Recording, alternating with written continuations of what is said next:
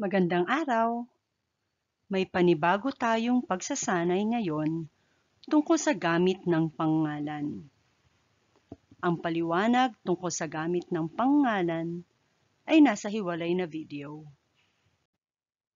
Sabihin ang tama kung ang nakasalungguhit na pangalan at ang gamit nito sa panaklong ay tugma. Kung mali, sabihin ang wastong gamit nito. Pagkabasa ng isang pangungusap, i-pause muna ang video na ito para mapag-isipan ang sagot. Kapag handa ka nang malaman ang sagot, i-play muli ang video para dito. Bilang 1. Nagbigay ng dugo si Nanay Linda, aking ina, para sa kapatid na may sakit. Ang pangalang dugo ay ginamit bilang layon ng pang-ukol. Ang pangalang dugo sa pangungusap na ito ay ginamit bilang layon ng pandiwa o tuwirang layon, at hindi layon ng pang-ukol. Ito ay pangalang tumatanggap ng kilos na nagbigay. Nagbigay ng ano? Dugo. Bilang 2. Nagbigay ng dugo si Nanay Linda, aking ina, para sa kapatid na may sakit. Ang pangalang Nanay Linda ay ginamit bilang kaganapang pansimuno. Ang pangalang Nanay Linda sa pangungusap na ito ay ginamit bilang simuno at hindi kaganapang pansimuno. Ito ang pinag-uusapan sa pangungusap. Si Nanay Linda ang paksa ng pangungusap na ito. Bilang 3. Nagbigay ng dugo si Nanay Linda, aking ina, para sa kapatid na may sakit. Ang pangalang ina ay ginamit bilang pamuno. Tama! Ang pangalang ina sa pangungusap na ito ay ginamit bilang pamuno. Ito ay dagdag impormasyon tungkol sa simuno. Maaari itong alisin sa pangungusap. Tingnan natin.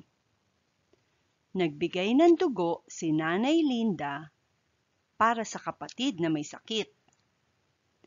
May simuno na ito at panaguri, ngunit malaking tulong ang pamuno upang mas makilala si Nanay Linda na siya ay aking ina.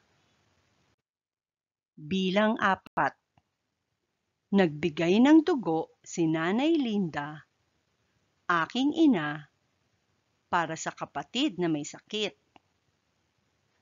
Ang pangalang kapatid ay ginamit bilang layon ng pang-ukol. Tama! Ito ay layon ng pang-ukol, sapagkat ito ay pinangungunahan ng pang-ukol na para sa. Bilang 5. Si Tricia ay bumigkas ng tula tungkol sa katapatan kahapon. Ang pangalang Tricia ay ginamit bilang simuno. Tama na naman! Ang pinag-uusapan sa pangungusap na ito ay si Tricia. Ang paksa ng pangungusap ay Tricia. Bilang 6. Si Tricia ay bumigkas ng tula tungkol sa katapatan kahapon. Ang pangalang tula ay ginamit na panawag. Ang pangalang tula ay ginamit dito bilang layo ng pandiwa o tuwirang layon, at hindi panawag. Ito ang tumatanggap ng kilos na bumigkas. Bumigkas ng ano? Tula. Bilang 7. Si Tricia ay bumigkas ng tula tungkol sa katapatan kahapon. Ang pangalang katapatan ay ginamit bilang layo ng pandiwa. Ang pangalang katapatan sa pangungusap na ito ay ginamit bilang layo ng pang-ukol at hindi layo ng pandiwa. Ito ay pinangungunahan ng pang-ukol na tungkol sa. Bilang 8.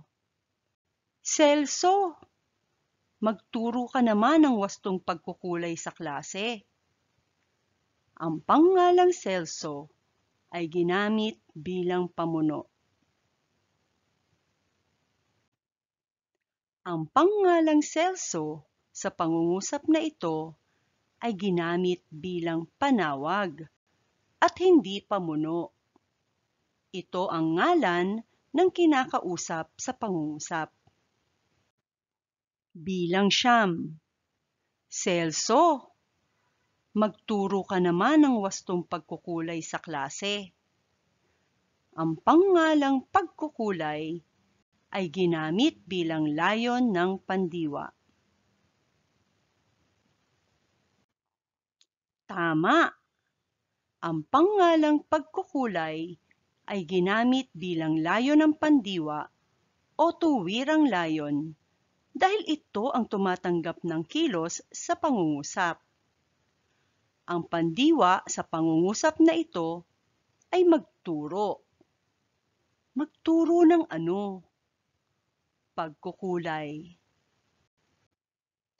Bilang 10. Celso, magturo ka naman ng wastong pagkukulay sa klase. Ang pangalang klase ay ginamit bilang layon ng pandiwa. Ang pangalang klase sa pangungusap na ito ay ginamit bilang layo ng pang-ukol at hindi layo ng pandiwa. Ito ay pinangungunahan ng pang-ukol na sa. Narito ang pinagkunan ng disenyo para sa video na ito. Salamat!